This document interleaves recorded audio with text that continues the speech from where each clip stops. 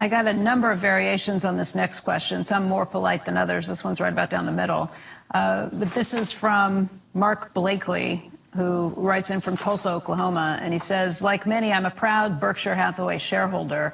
However, in comparing the performance of Berkshire with the S&P 500 over the last 5, 10, or 15 years, I've been disappointed in Berkshire's underperformance. Even year to date, Berkshire is trailing the S&P 500 by 8%. To what would you attribute Berkshire's underperformance? Well, I can't imagine ever selling my Berkshire stock. At some point, money is money. Well, I agree with everything that I forget his name, but said. I mean, the truth is that I recommend the S&P 500 to people, and I happen to believe that Berkshire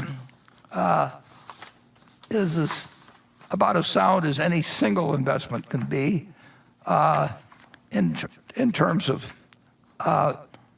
earning reasonable returns over time. But I would not want to bet my life on whether we beat the S&P 500 over the next 10 years. I think I obviously think there's a reasonable chance of doing it, and we've had periods, I don't know how many out of the 50, 55 years we've been doing it, or I don't know how many we've beaten or not. I mentioned earlier that 1954 was my best year, but I was working absolutely with peanuts, unfortunately. And I think if you work with small sums of money, I think there is some chance of a few people that really do bring something to the game. But I think it's very, very hard for anybody to identify them. And I think that when they work with large funds, it gets tougher. And it's certainly gotten tougher for us with larger funds. And I would make no promise to anybody that we will do better than the S&P 500. But what I will promise them is that I've got 99% of my money in Berkshire, and most members of my family may not be quite that extreme, but they're close to it. And I do care about what happens to Berkshire over the long period, about as much as anybody could care about it. But caring doesn't guarantee results. It does guarantee attention. Greg? Well, I would agree, Warren, that there's never guarantees, but when I look at the assets we have in place and the teams that are in place, i.e. you're committed to Berkshire, but we have dedicated teams that equally are dedicated to Berkshire, and they're sure going to give it their best effort every day. And when I look at the assets and the people, I think we have, as you said, you can't guarantee it, but we have a great chance of sure giving a good effort to outperform it.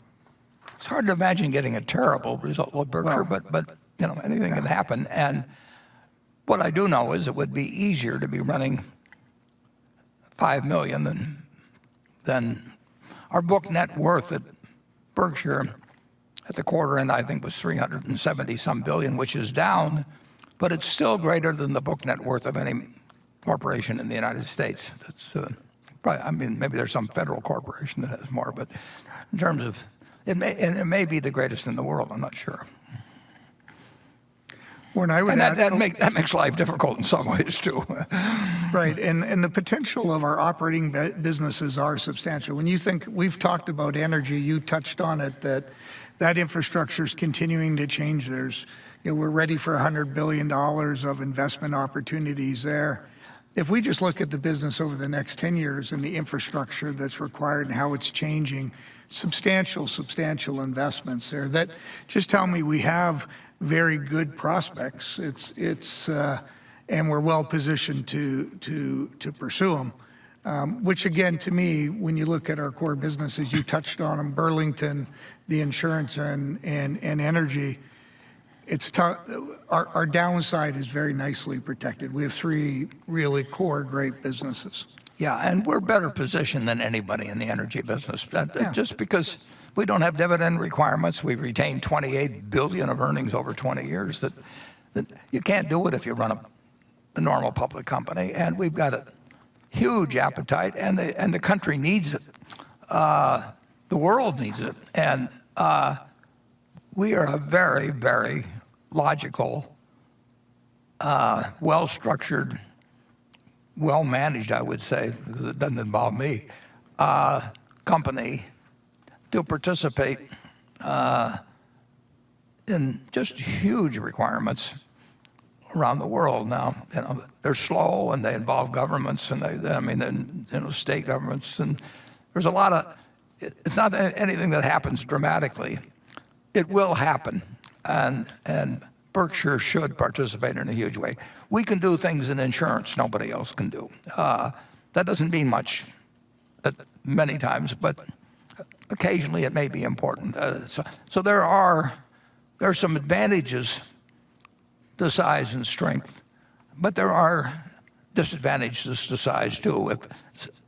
If we find some great opportunity that for $1 billion to double our money, that's $1 billion pre-tax, and that's $790 million after tax, and on a market value of $450 billion or whatever it may be, it doesn't amount to much, unfortunately. We'll still try and do it if we can. Yeah. Hey, Warren,